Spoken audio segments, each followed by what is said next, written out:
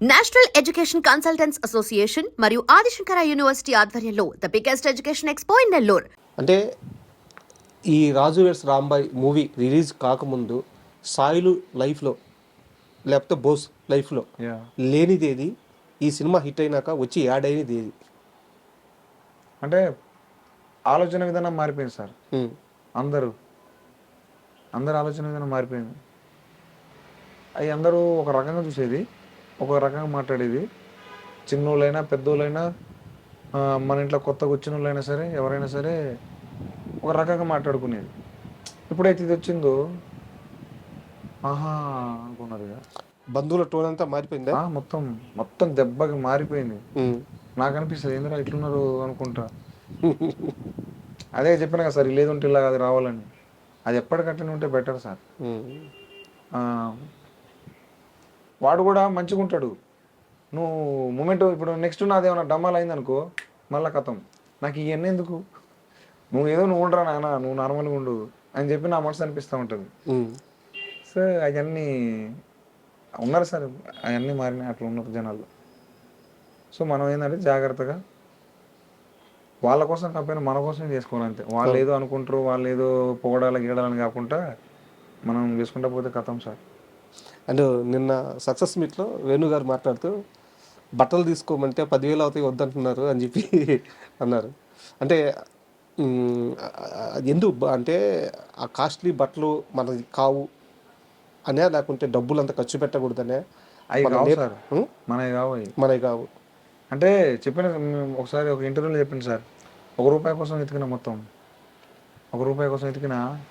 So మళ్ళా ఇన్ని డబ్బులు ఎందుకు పెట్టడం, ఒక 500 రూపాయల చొక్క, 300 రూపాయల చొక్క వేసుకొని ఒక 700 పాయింట్ ఎక్కువ ఉంటుంది కదా సార్ ఖర్చు చొక్క కంటే. సో బ్యాలెన్స్ ఒక 1000 రూపాయలు తీసుకు నాదే మా అమ్మోళ్ళు కూడా నేర్పింది అదే సార్. మా అమ్మోళ్ళు అంతే, ఒక 1000 రూపాయలు ఇస్తే పాయింట్ చొక్క తెచ్చుకోరన్నట్టు. ఇంతే ఇక 1000 రూపాయలలో పాయింట్ చొక్క రావాలా. సో అట్లా నాకు అది అలవాటు అయిపోయింది. మొత్తం 1000 రూపాయలు అయితే పాయింట్ చొక్క అంతే. 1200 పెడితే మా అమ్మ వాళ్ళ తిట్టేది, 1200 ఎందుకు పెడతాను అని. సో నాకు ఆ 1000 రూపాయలు టార్గెట్. అందుకనే వేనన్నా మొన్న 10,000 అంటే అమ్మ 10,000 అంటే 10 బట్టలు వచ్చేటి. సో అట్లా అన్న ముందు, అందుకనే అన్న వద్దన్న ప్లీజ్ అన్న, అంత పైసలు ఎందుకన్నా అని చెప్పిన. లేదన్నారు, అట్లా కాదురా ఈ బ్రాండెడ్ రా అదేనన్నాడు. ఏ సొక్క అయినా కలర్ పోతుంది కదా సార్, ఏ సొక్క అయినా కలర్ పోతుంది, పాయింట్ కలర్ పోతుంది. ₹1 కోసం ఎప్పుడు ఎతికారు? RX100 సినిమా అప్పుడు సార్. RX100 సినిమా అప్పుడు రూపాయి అంటే మన ప్రశాంత్ థియేటర్ ఉండే సికింద్రాబాద్లో. అప్పుడు అది సినిమా మస్తు వైబ్ ఉండే. పోదాం అనుకున్నా, ఇంటికి వచ్చి రప్ప పైసలు ఎతికితే 19 రూపాయలు దొరికినాయి సార్. అన్నీ మా ఓన్ జేబులు ఎతికిన. దేవన్ అని ఉంటాడు మా రూమ్మేట్, ఆ అన్న లేడు, ఆయన వేరే సినిమాకి రాయటానికి పెట్టాడు. నేను అప్పుడు ఒక్కనే ఉండేది రూమ్లో. సో అవి ఎతికి మొత్తం జేబులలో అవి చూసి, ఆ సెల్ఫ్ల పేపర్ల కింద పైసలు చూసి 19 రూపాయలు, ₹1 లేదు. అమ్మా ఏంద్రా అనుకున్నా. ఏడ దొరికినా, ఏడెతికినా దొరకలే. వద్దులే ఇయ్యాలా, ఏమో అంటే దొరకలేక ఎందుకులే ఇంత ఇంత దానికి పోవటం అని చెప్పి పోయి ముచ్చిల్లినా. సో అలాంటి ఇన్సిడెంట్స్ వల్ల ఇప్పుడు మనీ వాల్యూ తెలుస్తుంది సార్. మనీ వాల్యూ తెలవటం కదా సార్, నేను ఉన్నది ఇంతే సార్. అంటే నాకేదో మనీ వాల్యూ తెలిసింది, నేను ఏదో దుబారా ఖర్చులు అయ్యని కాదు. నేను ఇందాక చెప్పిన కదా సార్, మా అమ్మ 1200 అంటే 1200. మా అంటే మా మా ఏమంటారు ఆర్థిక పరిస్థితిని బట్టి మేము బతికినాం అంతే. సో 1200 తప్ప దుబారా ఖర్చు అని కాదు, అర్థమవుతుంది అంతే. నాకు ఆడదా కూడా లేదు దుబారా ఖర్చులు పెట్టాలి, అవన్నీ తెలియదు, అవన్నీ తెలియదు. మన ఇంతే ఇంతే, ఇది మన ఇంతే, ఈ బట్టలు ఇంత ఉండాలి ఇంతే, ఇట్లా తిరగాలి, ఇట్లా వేసుకోవాలి, ఇట్లా మాట్లాడాలి ఇంతే. అంతే తప్ప ఏమంటారు ముందే ఆలోచించుకొని ఇట్లా మాట్లాడాలా, ఆయన కాడికి పోతాను కాబట్టి ఇట్టు ఉండాలి అట్టు ఉండాలని ఏమి ఉండదు. ఆయన ఎట్లా మాట్లాడితే మనం అట్లా మాట్లాడడం అంతే. ప్రతి మనిషి జీవితంలో సక్సెస్ అయిన తర్వాత చాలా మంది వచ్చి చేరుతారు. మనం సక్సెస్ కొట్టక ముందు ఒక జర్నీ ఉంటుంది, చాలా కష్టపడి ఆ జర్నీ చేస్తూ ఉంటాం. ఆ టైంలో ప్రతి ఒక్కడి పక్కన ఒక ఫ్రెండ్ ఉంటాడు. సార్ సాయిలు లైఫ్లో ఆ ఫ్రెండ్ ఎవడు? ఉన్నాడు సార్. ఎవరు? రమేష్ అన్న ఉంటాడు సార్, నన్ను ఇండస్ట్రీ తీసుకొచ్చాను. మా తమ్ముడు శ్రీశ్రీ ఉంటాడు సార్, వాడు ఉన్నాడు సార్. వేనన్న వీళ్ళు ఉన్నారు సార్. స్టార్టింగ్ నాకు స్ట్రగుల్ నుంచి ఉన్నారు సార్. అంటే ఎలాంటి సహాయాలు ఉండే వాళ్ళ దగ్గర నుంచి? అంటే అన్నం, బేసిక్గా అన్నం పెట్టేది సార్. అన్నం పెట్టేది, ఖర్చులు లేకపోతే పైసలు కొట్టేశారు అంత. చందన్ అన్నట్టుంటాడు, చందు శ్రీపల్లి అని ఆయన ఉండేటోడు. నా ఫ్రెండ్, బెస్ట్ ఫ్రెండ్ ఉన్నాడు సురేష్ అని, సంపంగి గ్రూప్ నా ఫ్రెండ్. సో ఆయన నాకు డెమోకి ఒక 25,000 ఆయన ఇచ్చిండు. సో నన్ను నమ్మిరు అప్పుడే.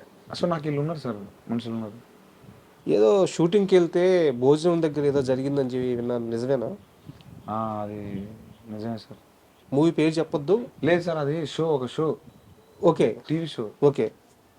ఒక ఛానల్ దాంట్లో టీవీ షో, దానికి జూనియర్ వెనక కావాలంటే నేను పోయినా. మా ఫ్రెండ్ గారు ఉన్నాడు, అరే నువ్వు రారా ఇలా టీవీలో పడతావు రారా అని. అంటే పైసలు కూడా ఇస్తారు రారా అంటే పోయినా. సో ఆడ మధ్యాహ్నం పూట అన్నం పెడతారు కదా సార్, ఆడ అన్నం పెట్టేటప్పుడు ఎవరు నువ్వు, దేనికి వచ్చినావు, ఏమంటారు అయ్యేది ఇదేది, తినేటప్పుడు కూడా వాళ్ళు అంటే తిన్నాక మాట్లాడచ్చు సార్ ఆ మాట. నేను అన్న కూడా అన్నా మావాడు వస్తాడన్నా, మావాడే పెట్టించాడు, ఆయన పేరు కూడా అలా చెప్పిన. లేదు లేదు ఆయన రమ్మని పో అని చెప్పేసి అన్నారు. తిన్నాక పోతానంటే లేదబ్బా ఫోన్ చేయదు అని చెప్పేసి అప్పుడు అన్నారు సార్ వాళ్ళు. అది పడేసి పోయి మామూలుగా చెప్పి వెళ్ళిపోయాను. మీకు పేరు చెప్పడం ఇష్టం లేకపోతే చెప్పొద్దు. ఆ షో ఇప్పుడు నడుస్తుందా? అది ఎప్పుడో పోయింది. పోయిందా? అది ఎప్పుడో పోయింది. 1 సంవత్సరం నడిచింది అంతే, తర్వాత పోయింది. నెక్స్ట్ ప్లాన్స్ ఏంటి లైఫ్లో? నెక్స్ట్ ఏం లేదు సార్, నెక్స్ట్ ఇంకో కథ ఉన్నది సార్, దాని మీదనే మొత్తం అంతే. అది కూడా సినిమా తప్పించి ఇంకేం చేయాలని లేదా? ఏం లేదు సార్, వేణన్నకి కొంచెం సపోర్ట్గా నాకు బాగా ఇందాక నా దోస్తులు ఉన్నారు సార్, చెప్పడం మర్చిపోయినా. అజయ్ ఉంటాడు నా ఫ్రెండ్, ఇందాక సపోర్ట్ ఎవరు ఉన్నారు, అజయ్ ఉంటాడు, శివ, నవీన్, వీళ్ళు నా ఫ్రెండ్స్ సార్. వీళ్ళు నాకు బాగా సపోర్ట్. పైసలు లేనప్పుడు 100, 50 రూపాయలు, 200 రూపాయలు అట్లా వాళ్ళకి లేకపోయినా నాకు ఇచ్చిన వాళ్ళు ఉన్నారు సార్ నా ఫ్రెండ్స్ వాళ్ళు కూడా.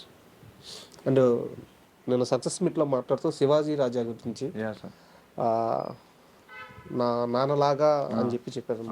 ఏంది ఆయన అంత బాండింగ్ ఏంది, ఎలా వచ్చింది? అంటే ఆయన చాలా సీనియర్ మోస్ట్, నేను పుట్టక ముందు నుంచి ఉన్నాడు. కానీ నాకు ఇచ్చిన ఆయన ఏమంటారు, ఆయన అది నేను చెప్పింది తీసుకునే విధానం కానీ, నాతో మాట్లాడే విధానం కానీ అన్నీ నాకు అసలు భలే అనిపించినాయి.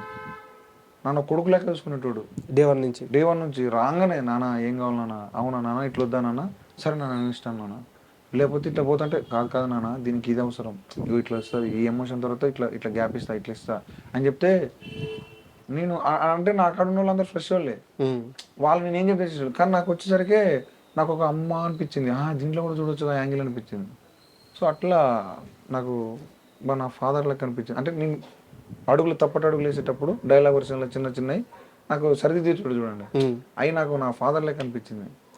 నాకు ఇష్టం. నాకు ఆ ఖడ్గన్ సినిమా నుంచి సార్తో ఆ పాకిస్తాన్ నా కొడుకులని ఒక డైలాగ్ ఉంటుంది, అది మైండ్లో పడ్డది. ఆడికెళ్ళి సార్ తోటి ఫాదర్ సీన్ అంటే నాకు సారే కావాలని చెప్పేసి ఈటీవీలో అందరికీ చెప్పిన, వేరే చెప్పిన, నితిన్ గారికి, సాయి గారికి ఆప్షన్ లేదు, ఇంకా లేదు, ఇక ఫాదర్ గారు అంటే ఆయనే. అంటే ఆయన గురించి తెలిసిన కొంతమంది ఉంటారు మీడియాలో, వాళ్ళు చెప్తుంటారు చాలా ప్రాక్టికల్ జోక్స్ చాలా ఎక్కువ వేస్తుంటారు, కామెడీ చేయడం కానీ, ఆట పట్టించడం కానీ, ఇలాంటివి చాలా ఎక్కువ ఉంటాయి. మీకు అలాంటి ఎక్స్పీరియన్స్ ఏమైనా సినిమా? ఘోరంగా ఉండే. మన చనిపోయిన సీన్ ఉంటుంది సినిమాలో, పండుకున్నాడు అనితమని ఏడవాల. సో ఆ మేడం ఏంటంటే బాగా పండుకుని సార్ని పటాపట కొడతా ఉండేది ఎదురు రూమ్ల మీద. అంటే మామూలుగా చచ్చిపోయినప్పుడు పోయాలే కొడతా ఉంటారు, ఆ మేడం అట్ట కొడతా అంటే టక్కుని లేసి, నీ అబ్బా నేను ఇంకా చచ్చిపోలేదు, నేను బతికే ఉన్నానని చెప్పేసి అనేటోడు. అంటే అంత ఎమోషన్లో కూడా టక్కుని లేసి నవ్విపించేటోడు సారు. అవి చాలా ఉన్నాయి, అంటే ఫ్లోలో వచ్చేటి సూపర్ ఉండేటి, మాకు మస్తు వైబ్ అనిపించేది. సార్ బ్యూటిఫుల్ సోల్ అది సార్ది. అండ్ అంటే యాక్చువల్గా మిమ్మల్ని మీతో మాట్లాడుతుంటే టైం తెలియట్లేదు, కానీ చాలా బిజీ షెడ్యూల్లో మాకు ఇంటర్వ్యూ ఇచ్చారు కాబట్టి, మీకు వర్క్స్ ఉన్నాయి కాబట్టి నేను ఇంటర్వ్యూ క్లోజ్ చేస్తున్నాను. బట్ మీరు ఇలాగే ఉండాలి, ఇంతే స్వచ్ఛమైన జర్నీ చేయాలి, ఇంతే స్వచ్ఛమైన మనసుతో ఉండాలి. ఈ రోజున మిమ్మల్ని ఇన్స్పిరేషన్గా తీసుకొని కొన్ని వందల మంది మళ్ళీ పెన్నులు పట్టుకుంటున్నారు, మళ్ళీ కథలు రాస్తున్నారు, ఊర్ల నుంచి మట్టి కథలు పుడుతున్నాయి.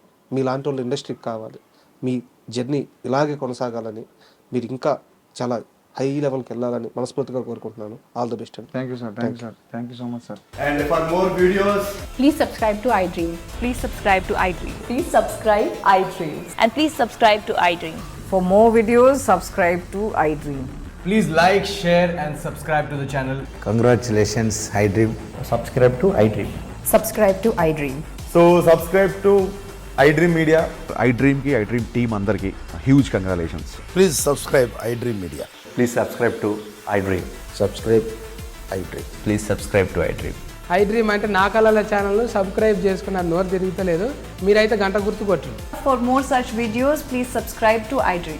Subscribe to iDream. Please subscribe to iDream. Please subscribe iDream Media. Please do subscribe to iDream. Please subscribe to iDream Media. For best entertainment and information, please subscribe iDream. And don't forget to subscribe to iDream.